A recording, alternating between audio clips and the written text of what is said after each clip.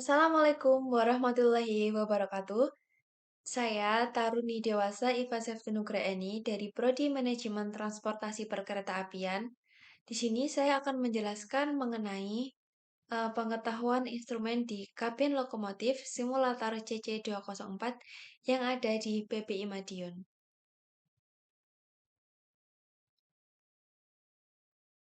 Nah, pertama, masinis itu akan menerima lokomotif dalam keadaan dingin atau lokomotif dalam keadaan mesin tidak menyala. Nah, biasanya lokomotif akan di-start oleh petugas harian. Jadi, masinis akan menerima lokomotif dalam keadaan sudah menyala. Tetapi masinis juga harus dapat menghidupkan lokomotif. Nah, di sini itu ada engine control switch yang ada pilihannya run, isolate, dan start.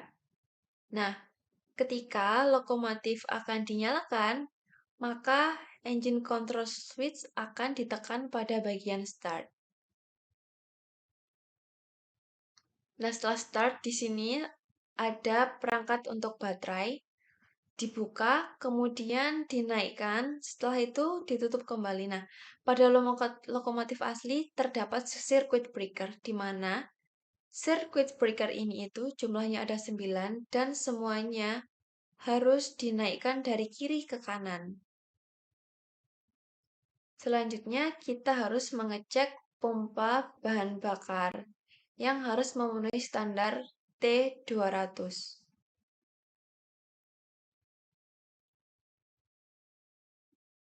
Nah, di sini harus dicek apakah tekanan oli sudah menunjukkan angka 35 PSI, tekanan minyak pelumas 30 PSI, setelah itu bahan bakar harus 90 PSI atau 460 kPa. Nah, setelah bahan bakar dinyatakan telah memenuhi standar T200, maka lokomotif bisa dinyalakan dengan menekan tombol start. Kemudian mesin akan menyala. Nah, ketika mesin menyala, maka angin-angin yang kosong itu akan kosong semua karena harus menunggu angin dalam reservoir itu penuh.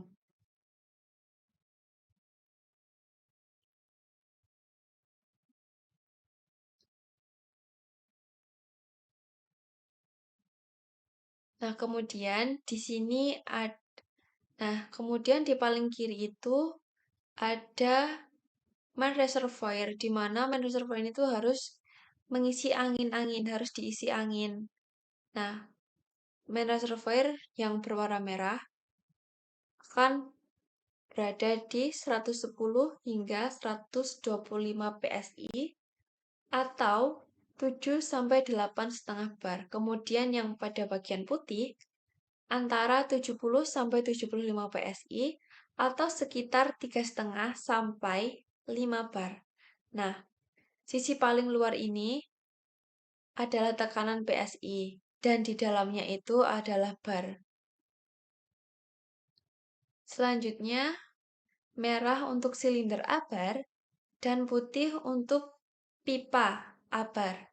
Nah, yang merah ini tuh namanya cylinder break. Ketika normal, posisinya harus default. Nah, kemudian kalau posisi tidak direm itu menunjukkan harus 0 atau tidak mengerem itu harus posisi 0. Dan jika direm antara 3,5 sampai 5 bar atau antara 0 sampai 7 PSI ketika remnya itu sudah mengikat atau terjadi rem rangkaian.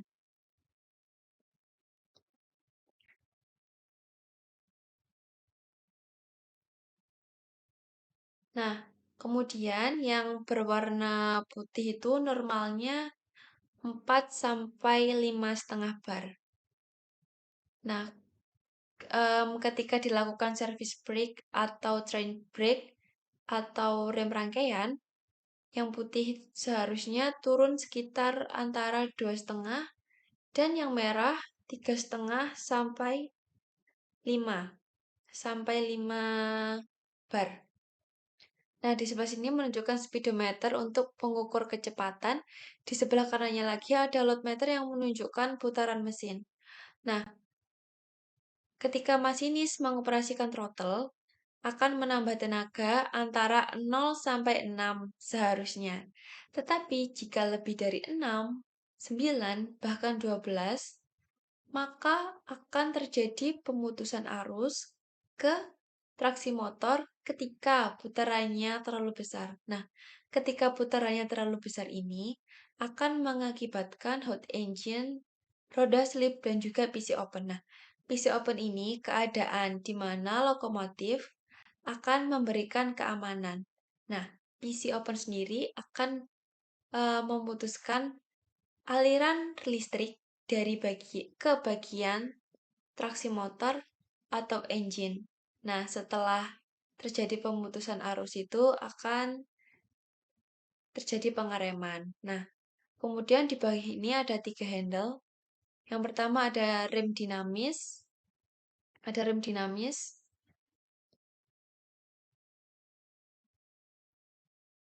Untuk mengurangi laju lokomotif.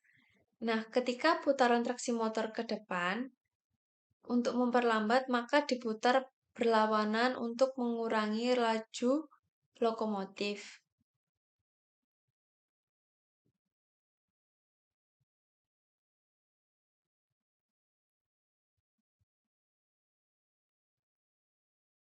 Untuk mengurangi laju lokomotif. Nah, di Pulau Jawa sendiri itu rem dinamis digunakan di lintas Bandung Cikampek dan juga arah Bandung Banjar.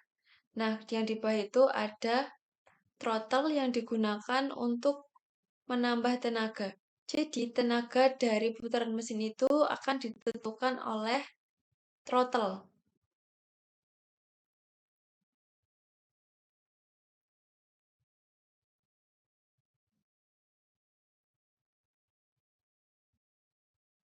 Nah, ketika putaran dari throttle itu terlalu besar, maka semakin besar angkanya, maka semakin besar pula tenaga yang dikeluarkan. Nah, di sini juga ada klakson lokomotif.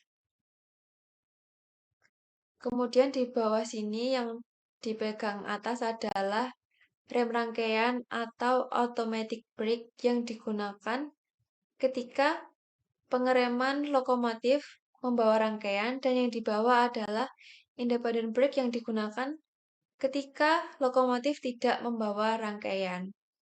Akan tetapi, jika lokomotif membawa rangkaian dan berhenti di stasiun, independent brake yang akan digunakan karena berfungsi sebagai handrem. Nah, kemudian di sini ada switch in dan out. Nah, switch dan out ini digunakan ketika lokomotif double traksi atau gandeng dua. Nah, jika lock di depan, maka diarahkan ke bagian in. Pengereman akan dilakukan ke lokomotif depan. Nah, jika lokomotif berada di nomor 2 atau belakang, maka dialihkan ke out. Nah, maka akan dinaikkan ke off. Nah, di sini ada tingkapan pemasir yang digunakan ketika terjadi roda slip, maka digunakan tingkapan pemasir.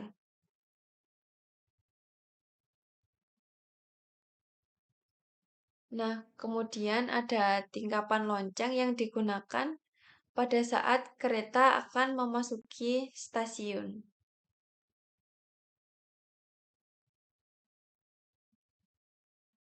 Sekian penjelasan dari pengetahuan instrumen kabin lokomotif di simulator CC204. Wassalamualaikum warahmatullahi wabarakatuh.